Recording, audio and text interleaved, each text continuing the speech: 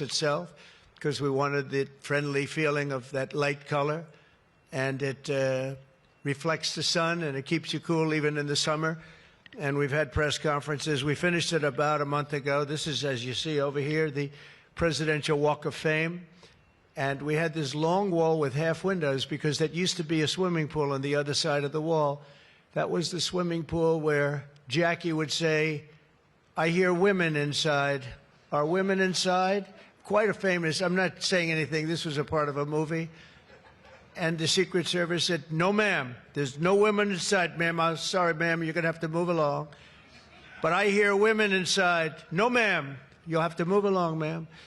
So that was the famous swimming pool. Now it's even worse. It's for the media. They covered the pool up. They covered the pool up, and now it's for the media. And I think we have a small representative group. I don't think they allowed the rest of them. I can't believe it. What happened? They're all on the other side of the wall. Can you believe it? Because this is supposed to be sort of a private event. And there is no such thing in politics as a private event. Lindsey, you learned that a long time ago, right? The great Lindsey Graham, doing fantastic. You're up 34 points, Lindsey. That's not bad, I'll tell you. It's not bad. So we did the Presidential Walk of Fame from the great George Washington all the way to, well, I think we have to rate him above me. So he's less than great, less than George. Somebody went up there, they say, "You're the third best president in the United States." This was on television, third best. And they said, "Who are the first two?" "George Washington and Abraham Lincoln." And I got extremely angry at this man. You know, you can't. It's going to be tough to beat, Mr. Senator. It's going to be, John. It's going to be very tough to beat Washington and Lincoln, but we're going to give it a try, right? Hey, they didn't put out 8 wars, 9 coming. All right, we put out 8 wars, and the 9th is coming. Believe it or not.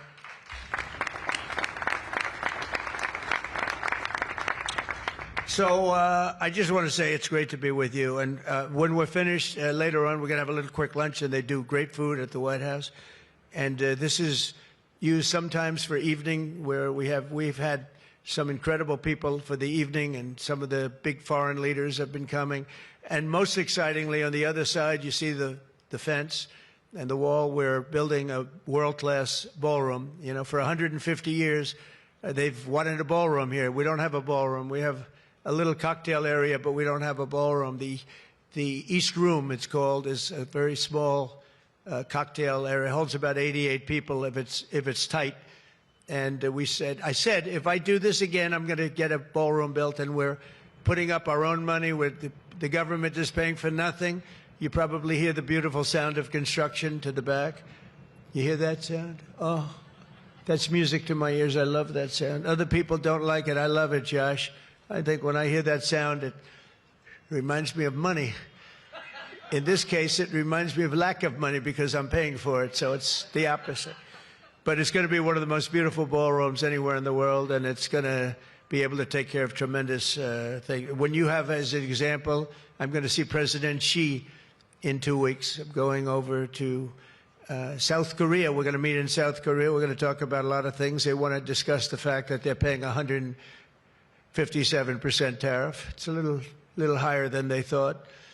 And we're doing very well. I think we're going to do well in that negotiation. We've done well, as you know, with Japan, with South Korea, with Europe. The European nations got together. We made a deal.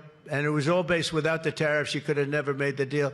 I'll tell you what, tariffs equal national security. Remember that.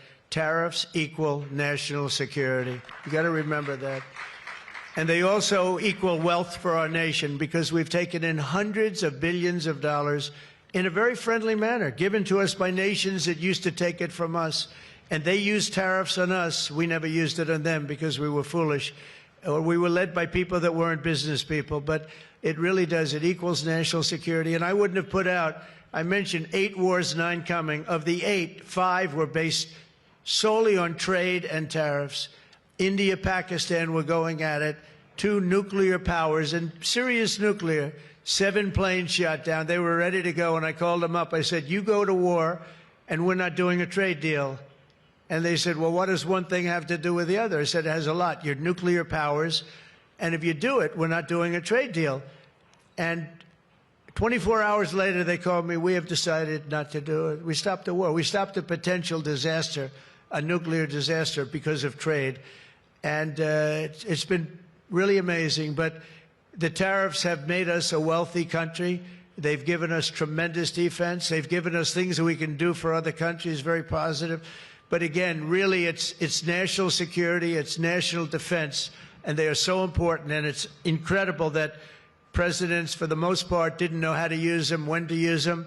If you go back, you'll see some of the presidents that were the most successful were believers in tariffs. And I even see foreign countries now that we are doing very well with taking ads. Don't go with tariffs. They're taking ads. I saw an ad last night from Canada. If I was Canada, I'd take that same ad also. But they're actually on television taking ads. But I do believe that everybody's too smart for that. We have a very, very big and important case coming up. We should win the case based on the legal merit. We should also win the case based on all of the things I just said. But we're a wealthy country again. Last week, as you know, they found $31 billion. They came to see me. Sir, we found $31 billion. They said, we don't know why. I said, was this a good find or a bad find? It was a good find. It was a plus 31. We're used to finding negative 31s, right, for the last 30 years. I said, check the tariff shelf. Well, those tariffs haven't kicked in. Yes, they did. They kicked in 2 months ago. Check it. He comes back 2 hours later. Sir, you were right. We have an additional $31 billion, billion, not million, Lindsay, billion, that we just found from tariffs. They kicked in earlier than we thought. You were right. We're a wealthy nation again, and we're a nation that can be secure. We're a nation that can start paying down our debt. And with tariffs, we're the wealthiest nation ever in the history of the world. Without them, we've got to slog. We've got to slog. But remember this, other nations, including China, Japan, European nations, they used tariffs against us for many years. That's why we owe $37 trillion. That's why. But they used tariffs very successfully against us, and we had presidents that never fought it.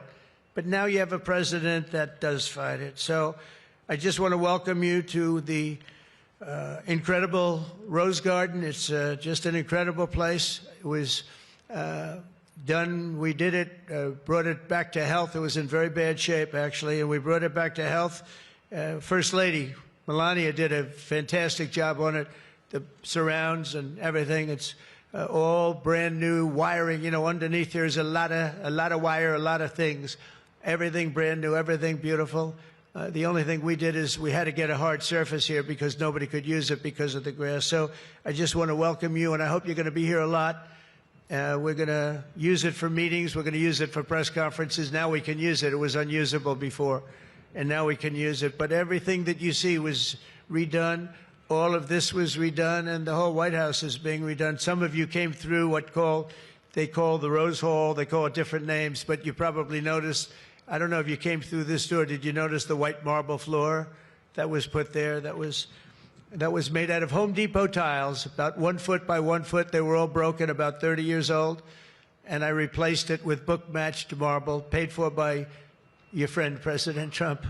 It's like, it's amazing how people like it when you say you paid for it.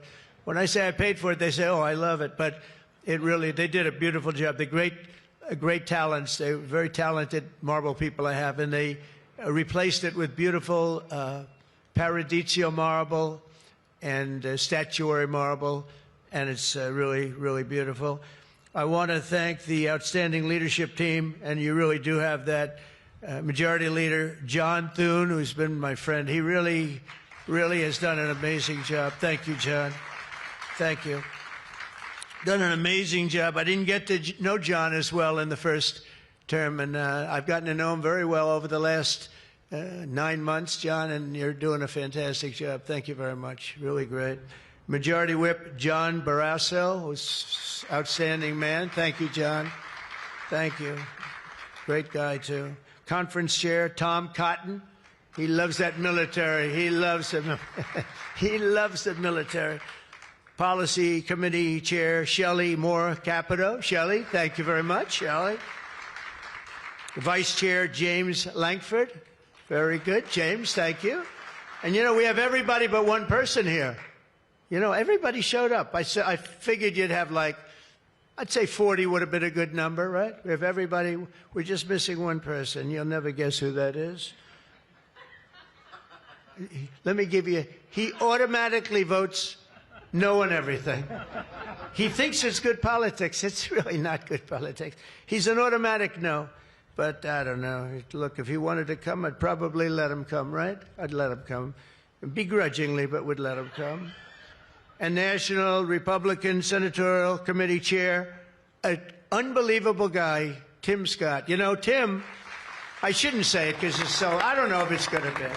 But Tim ran, and he was very effective and very good. But he was on the debate stage and everything else, he was good just because he's good. But he wasn't as good as they thought he was. And when he got out of the race, he endorsed me almost immediately. And I used him as a surrogate. And I wasn't sure if I should because, you know, sometimes I want a total lunatic to get up and fight for me. And Tim is a really good person. So I wasn't sure. And I put him on the stage, and he ripped the heart out of everybody. He was so brutal. He was so unbelievable. It turned out to be absolutely one of my best surrogates, and it includes a lot of you people that were here. You were all surrogates. But Tim ripped these people apart. And after watching 2 or 3 times, then I wanted him all the time, right, Susie? I said, I want Tim Scott, get up there. But he was so good. And I said to him, Tim, when you fought for yourself, you were much different. When you fought for me, you were a tiger. You were like unstoppable. You were, really was. You all saw that. What's the difference? He said, I've never liked selling myself, and I love selling somebody that I really do believe in. I really believe in you, and I just felt that way. And it was so nice the way he expressed it. And I want to tell you, you are a champion. You are a winner, and congratulations. Thank you very much.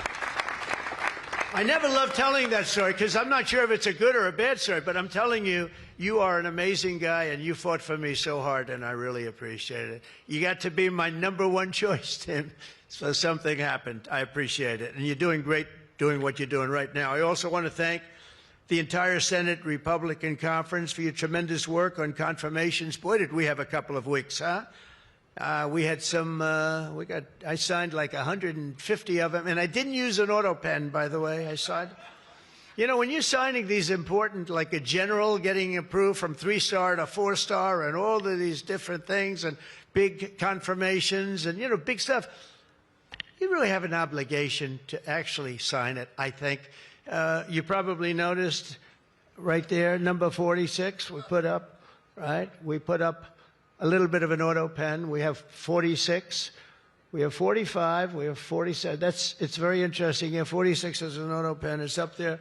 It stays up there. People like it. It's probably going to stay up there for a long time. It's true. And I know you're looking into that. And by the way, the auto pen person said he never spoke to Biden. He worked the auto pen. You're not allowed to do that. So if you're looking at anything, just remember it. And remember, they treated us very badly. They treated us very, very badly. So I think you're allowed to just report the truth, including the confirming of my cabinet much faster than first time. I mean, we went so fast, and I give John Thune and all of you credit for that. It was amazing. All of a sudden, I was calling John, I've got to get him approved. Come on, John, because I was getting like one every 2 weeks. And, you know, I have people, they left their job and they left everything, and it looked like they were. All of a sudden, it was like an avalanche. They walked in, James and James, my double James, I call them. They walk in, and they had like so many of them. I said, you got to be kidding. Is this like, are you for real? Right, James? John Thune did his job, and you got them all done, and you have all those people out there working now. And instead of being very upset with the fact that we couldn't get them approved quickly. So I really appreciate it. You used a method that I wish you could use on U.S. attorneys. You know, I have 10 U.S. attorneys who are phenomenal. A Harvard, a Yale, a this, a that, all top. And the problem is they're not going to ever be confirmed, I guess. I put them in. They'll be there for 3 or 4 months, whatever it's about, and then they have to leave. Because anytime you have, as you know, anytime you have a Democrat senator, not even two, just one, they'll say because of the time we're in, we're not approving that person. We're not approving. They never do. They won't approve. And therefore, because of blue slip, I have to tell the person after 3 months, I'm sorry, you'll have to leave. And I put somebody else in. And I've had Democrat senators say the only one we'll ever approve is a Democrat. This is not constitutional. And you really, I hope you can look at that blue slip thing, because I have 10 people that are phenomenal, and they're going to have to leave office. Highly educated, top of their class, everything. And they're going to have a mark on their career that they were a U.S. attorney for 3 months or 4 months, and then they had to leave. And that's so unfair. It's unfair to the public, because the public voted for me in a landslide, and I'm supposed to be picking the U.S. attorneys. And this goes for judges also. But actually more so even for the U.S. attorney with a blue slip. So I have these phenomenal people, many of them young, but truly fantastic people, and they're wondering what's going to happen in another 3, 4, 5 weeks. They're going to have to leave office. I think it's a shame, and I hope you can do something about it, because I'd like to tell those people, we put you there, and you're not going to have on your resume for the rest of your life, you were there for 4 weeks or 6 weeks, and you left like you got canned. So I hope you look at that. Very important. And after your pivotal changes to the Senate rules last month, as a result, this is what you did, the unprecedented obstruction by the Democrats. We've confirmed more than 175 public servants, people that are phenomenal, to keep posts. And that's just been over the last couple of weeks. It's an unbelievable thing what you've done, John, all of you together. So working closely with me and House majority, the Republican Senate also gave us the largest working class tax cut in American history. And you passed the Lake and Riley Act to throw illegal alien criminals out of our country. You passed the Genius Act and the Take It Down Act with the support of our wonderful First Lady. By the way, she got actual support from the other side. It was bipartisan. I think Rand didn't vote for it again, but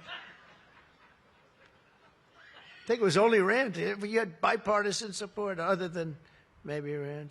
But another one I'm going to ask you to vote for, and it's in the House now, and I hear it's doing well in the House, James.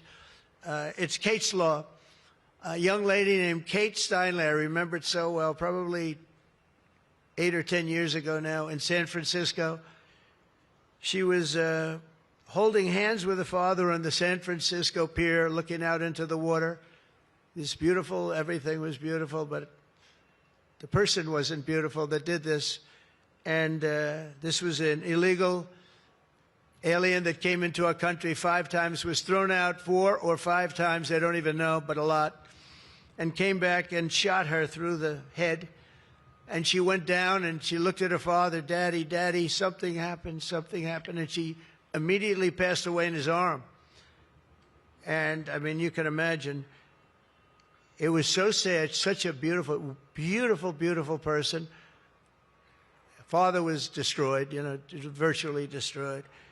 And they passed they wanted to pass what they call Kate's Law, and it's now again in Congress, and I hear we're going to get it passed in Congress, and when it gets up to the Senate, I hope you guys can pass it.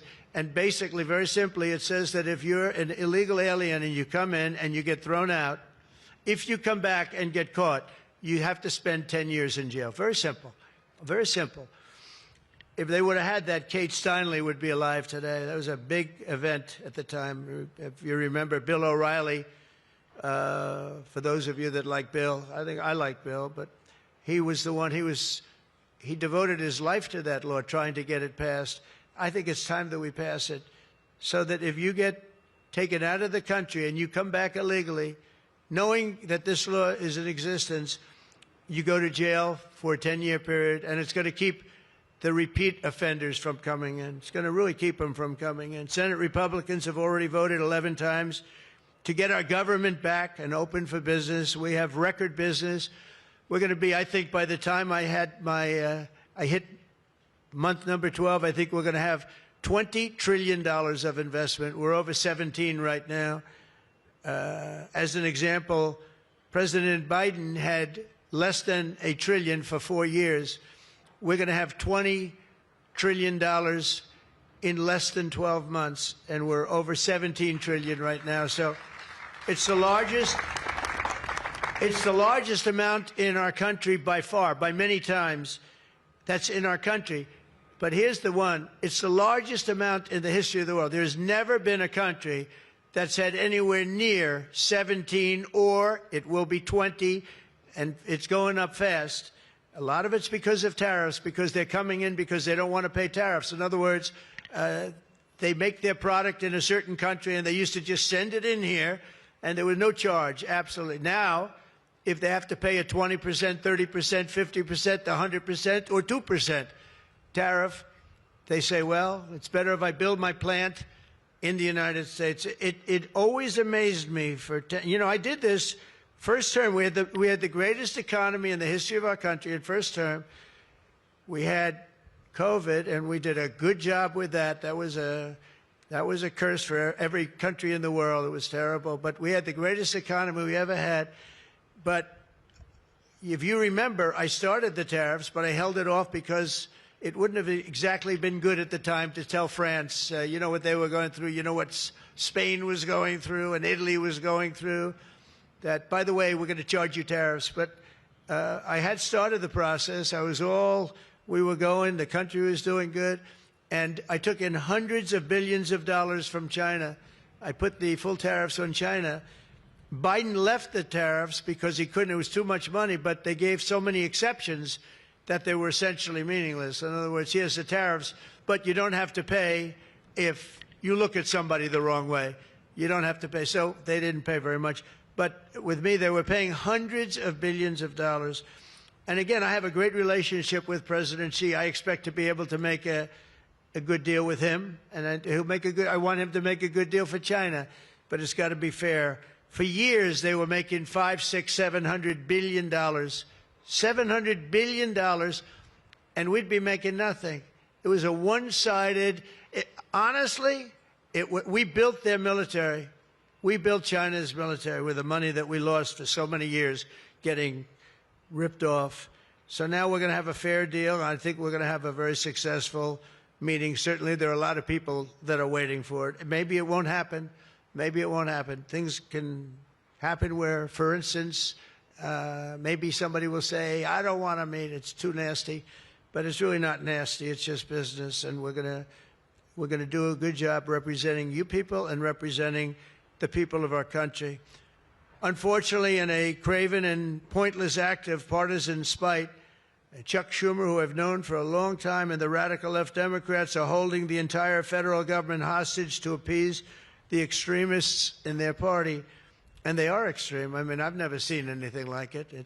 They're extreme, and you know what? We had a landslide election. We won the popular vote by a lot.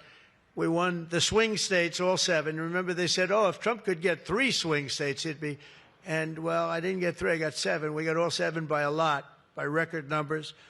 We won the Electoral College, 312 votes. They said, it's very hard for a Republican. It's harder for a Republican, although now I think we've swapped it. I think it's now harder for a Democrat, because if you see what we've done with the Hispanics, with the black workers and black men, and recently a poll came out with black men and women were doing so well. You know, they want security. They don't want to have their city destroyed. Women in Chicago, beautiful black women walking around with red MAGA hats, because they don't want to be mugged and shot and everything else. And then you see a Democrat get up and tell you how safe it is in Chicago. Do you know they've had, in a fairly short period of time, 4,000 murders? This is over a short period of time, 4,000 murders. And they had a holiday where they had 28 people killed and almost 100 shot. And then you listen to this guy, Pritzker. I've known the family for a long time. They threw him out because he was no good, and he became governor. He's got money through the family. He's got money through the family. But they threw him out. He became governor. I said, I wonder how he's going to do. It's a crime palace. It's a shame. And you know what we did in D.C. is unbelievable. You people, you can walk down the middle of the street, Mr. Senator. You can walk down You can have your wife meet you at the restaurant and she's not going to be accosted, shot, beat up, raped. It's unbelievable how bad it was. It was one of the worst in the country, and now it's stone cold. I don't say the word perfect, but it's pretty damn close. And, you know, they would average more than a murder a week in Washington, D.C.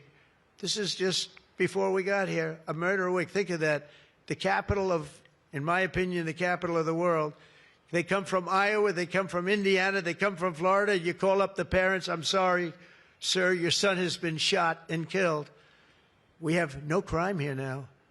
We have no crime. And the National Guard has been unbelievable, the job. Unbelievable. And you know, it also looks better. I do a tour. I hop in that beast. I feel very safe in the beast. The windows are this thick. But I hop in the beast and I tell the Secret Service, let's drive around town. I used to do that myself. I could drive myself around. I actually like that better. But now I don't think it's a good idea. But we drive around in the streets. The place is looking much, the grass is good, the fences are down, there's no tents, there's no anything. We are looking like it's just a whole new look. And the most important thing, there's no crime. And we're going to fix the roads. We have great pavers. We're going to fix the medians in between the roads, which are half of them are falling down. We're going to take some of the tiles off the bridges, the tunnels that you have. They've been up for 40 years. They're rotted.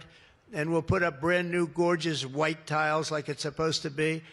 But this place is looking really good. And we haven't even started the real fixing up of the town. We're getting rid of the graffiti. You notice there's almost no graffiti anymore. A lot of that beautiful statuary marble had red graffiti all over it, had bad signs up, and it stopped. We've taken out 1,700 career criminals and people that came in through an open border. They came in through Biden's open border, and we've taken them out.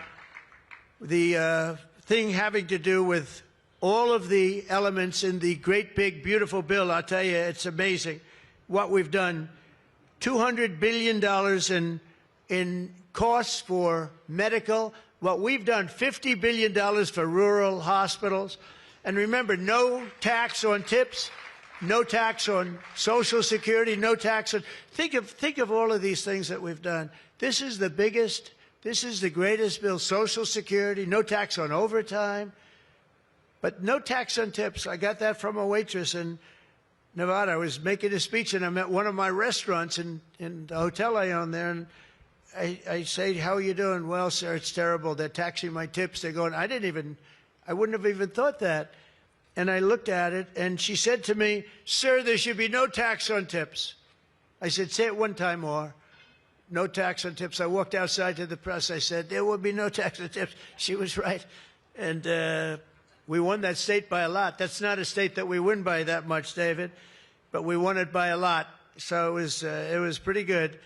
But that bill is chock full of so many different things. So it was the biggest bill. I'm actually saying this to the fake news so that they maybe print it, but maybe not, because you people know. It was the biggest bill ever passed in Congress. And what we did was a little risky. We put everything into the bill, John, right? And some people were against it. They said, no, you got to do small bites. And we gave it a shot, and we got it passed. I got a call from John. He said, it was 3 o'clock in the morning. Sir, we have 4 hard no's. Could you please call him? I said, what time is it, John? It's 4 o'clock in the morning, sir. So I call up. One of you is sitting right here. I said, Jim, could I say hello to you? It's 4 o'clock in the morning, right? He said, sir, you have my vote. I said, wow. Then I called up another person. I'll use fictitious names. Doug, could I get your vote? You've got it, sir. Then I called up another one. How about Josh? Could I have your vote, Josh? Because I like Josh. And Josh, who can be very difficult, said, sir, you have my vote. His wife was screaming at him on the other side. Sir, you have my vote. But I called people. And they weren't really hard-nosed. They wanted a little attention, unfortunately, at 4 in the morning. Sometimes I like the ones that don't like the attention, but we'll take it anywhere we can. And we got it passed, right, John? And nobody thought that could happen because you have a small majority. And how about in the House? We had a majority of 3. We actually went down after that for a period of about 2 months. We went down to a majority in the House of 1. And I kept saying, you know, because I'll tell you, Mike Johnson's great. The team, these two teams, did you ever see two people more different? One's tall, one's slightly less tall. We want to be polite. They are very different people, but they're the same in terms of talent. They did the two guys, and they get along incredibly well. We all do. We get along great. But we passed a bill. We don't need to pass any more bills. We got everything in that bill. There's nothing else we have to put. We got the largest tax cuts in history. We got the extension of the Trump tax cuts. We got all of these things. And, you know, remember, they lie. They will look at I saw it the other day, they were talking about, I call it the great big beautiful bill, but that's what it is, the great big beautiful, the biggest bill ever passed. And what they say, they make up stories. And I saw they were interviewing a senator, and they said, well, what's wrong with their bill? He didn't know what to say, because there's nothing he could say. It covers everything. He said, death, death. It brings death. Now, if I'm a regular person and I hear that, I say, oh, that's terrible. But it's just the opposite. It brings life. It brings Medicaid, Medicare, Social Security. It secures all those things.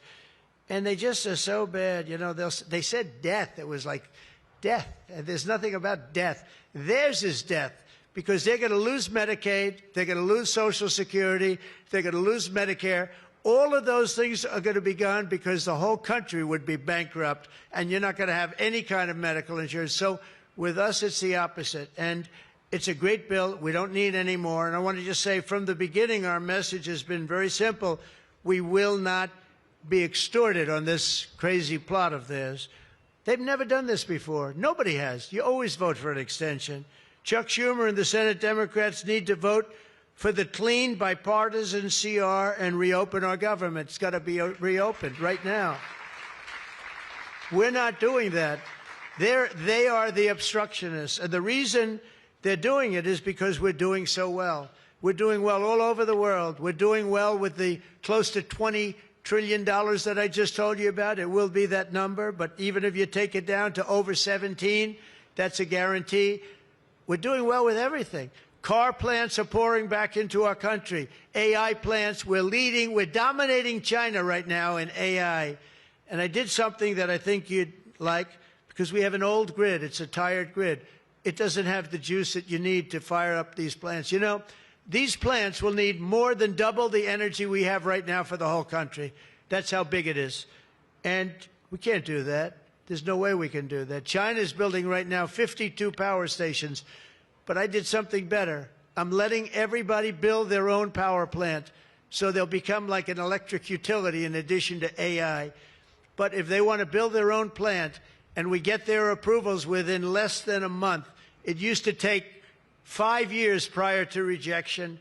Sometimes a guy in Louisiana, they had one that took 12 years, and then they got rejected. I got it approved in 2 weeks when I got into office. That was the first term. And the plant is up now, and it's been a great thing for the state. I did it twice, actually. I got 2 of them that were dead after 12 years, and I got them approved, both of them, in less than a week. And that's what we're doing. Lee Zeldin, by the way, is doing a phenomenal job, Environmental Commissioner, I have to tell you. He knows that we have to get them fast, and we're getting them fast.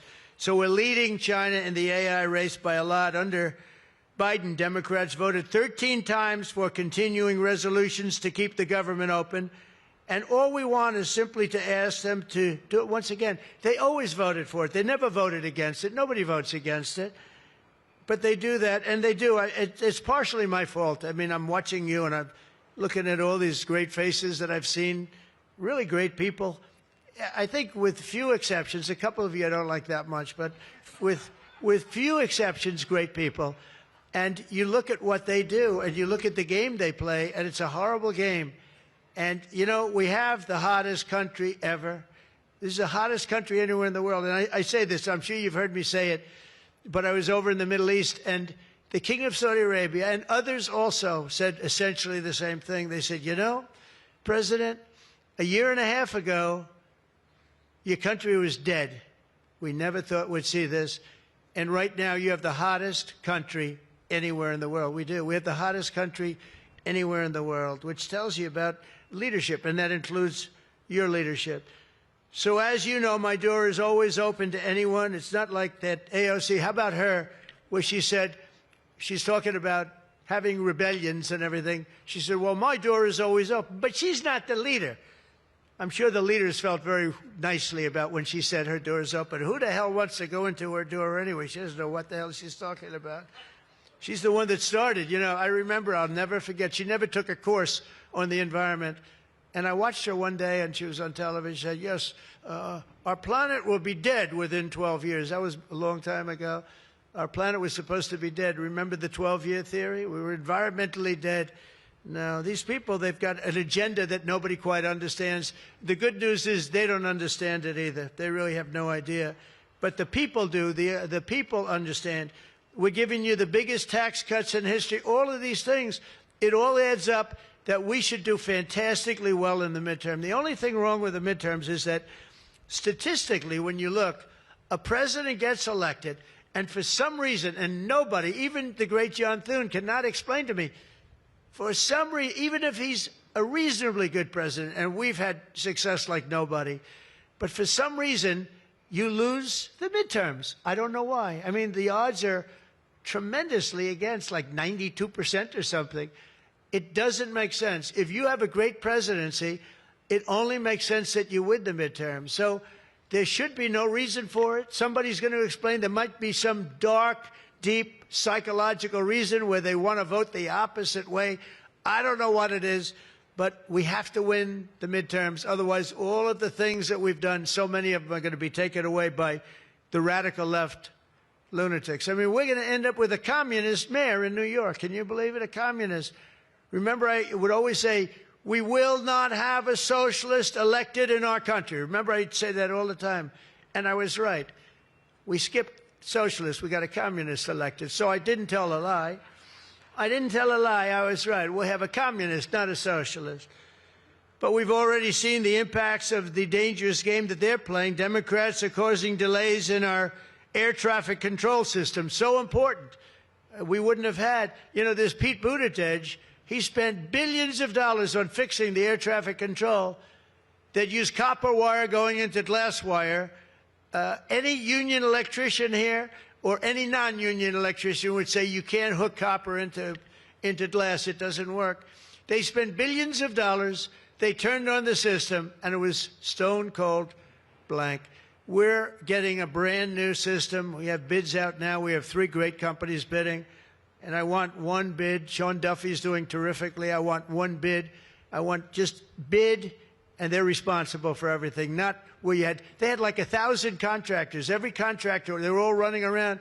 In the end, if one of them does a bad job, we want to be able to blame somebody, and it's going to be one of the very big companies because there's a lot of interest in it. So the air traffic control system is going to be rebuilt. Over 1 million federal workers right now, as you know, are going unpaid. That's the Democrats' fault. And children, tourists, unable to visit the museums in Washington, D.C., that we now have beautiful, safe streets, but we don't have the museums open. We should probably just open them.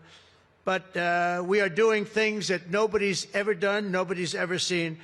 So all of this and the pain that the Democrats have caused during this reckless and completely unnecessary affair, and you could call it the Schumer shutdown or the Democrat shutdown. You can call it whatever you want. And I will say this, that we have Darth Vader. You know Darth Vader, right? Darth Vader is a man who, I think he's sitting right. Is that Darth? Stand up, please, Darth Vader. Stand up. Does everybody know? They call him Darth Vader. I call him a fine man. But he's cutting Democrat priorities, and they're never going to get him back. And they've caused us, and they've really allowed us to do it. And by the way, thank you. You're doing a great job, I have to tell you. So really a great job. Because many of the things that they're cutting, like the New York project, $20 billion we're cutting it, they're not going to get it back. I mean, they're not going to get a lot of things back. They may not get it back. Maybe we'll talk to them about it. But they're losing all the things that they wanted. But many of the things that they wanted are things that we don't want. the things that are just so bad for our country. And we're cutting those things out. So while they thought they were doing maybe bad, maybe indirectly they're doing good. The cynical comment that they've made all over the place, and all of their cynical remarks proves beyond all doubt that Schumer is a calculating political partisan, but we knew that. But he's somebody that's in deep trouble. He's losing in all of the polls. He's even losing to AOC +3. Remember +3? What happened to the +3? Are they still around? I had one. I met when I was at the United Nations, I met the president of Somalia. And I said, I have somebody I'd like to give back to you. He said, no, thanks. We don't want her. He didn't want anything to do with her. But today I'm calling on every Senate Democrat to stop the madness, to let our country get back. In the greatest moment in the history of our country in terms of wealth, in terms of job creation, and in terms of investment coming in, these guys go on strike. It's really a shame. So I'm asking them to be smart. It's not working. They're getting killed in the polls. The public understands what they're doing. They're doing the wrong thing. And with that, I just want to say welcome to the White House. When we're finished, they do a great job. When they're finished, we're going to all come in. It'll be a little crowded, but that's okay. Into the Oval Office, we'll talk a little bit, a couple of minutes. Got some interesting things. And I think I'd like to have, if I could, John, come up and say a few words, and we can close it out. And by the way, this is an open mic. It's open to the world. I think they can hear me out on the street. If anybody wants to come up and say after John, say it. We're all friends, and you can speak your heart out. But we've got to get our government open, and the Democrats are trying to keep it closed. Thank you. John, please. Thank you, man. Thank you, sir. Well, Mr. President, thank you for having us. This is the 4th week of the Democrat shutdown, but we are all here today because your Republican team in the Senate is unified. This is now the longest full shutdown in history, but everybody here has voted now 11 different times to open up the government, and we are going to keep voting to open up the government, and eventually the Democrats, hopefully sooner or later, are going to come around. But, Mr. President, your agenda is the right one for this country. This is your team. We are your partners in achieving and implementing the agenda that you campaigned on and the American people voted for. And you just mentioned it has been a series of promises made and promises kept, whether it's national security, whether it's the border, whether it's the economy, taxes, regulations, energy, Trump newborn accounts, school choice. You look at what we've accomplished so far. It is a remarkable, remarkable team and a record of accomplishment that can't be matched. And I would argue, at least in my time here, but perhaps in all of history. So thank you for your leadership, and we will continue to be good partners and work with you to get the work done for the American people. And let's hope that the Democrats get wise and, starting perhaps even today, vote to reopen the government so we can get back to work for the American people. Mr. President, thank you for having us at your home. You have beautiful homes, and thank you for everything you're doing to make this such a beautiful place. This is America's house. We're delighted to be here. Thank you.